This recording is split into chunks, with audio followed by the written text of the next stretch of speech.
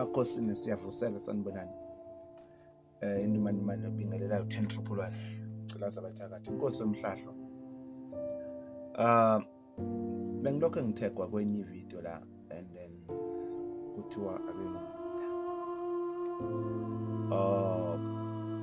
mayelana nokuthwasa nomuntu ofuna ukuthwasa. Ngicela ukuthi ulike-ke before ulalela le video uphinde ucomment ngezansi. Alikho idlozi elithi kuwe suka kini uhambe uyothwasa kumuntu. Alikho lelo dlozi lelo. Idlozi liyakubonisa indawo ekufanele uthwase kuyo.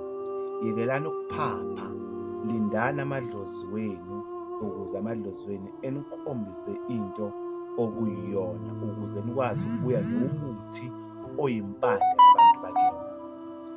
Why idlozi bekufanele kufanele likhombise la khona uthwasa khona? Idlozi izathu ukuthi likhombise ukuthi impande bebaphila ngayo.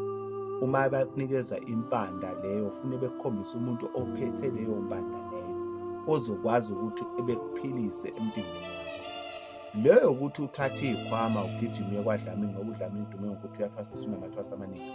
Umsangano lowo.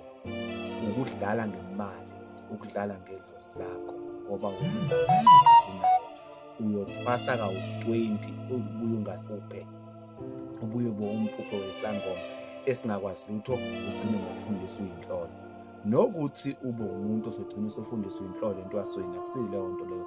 Leyo nto leyo umdlalo. Inhlolo noma amathambo ayaboniswa bekukhombise bona ukuthi amathambo achaza ukuthini. Bese uxoxela amathambo abo ukuze bekwazi ukuthi usebenze ngawo.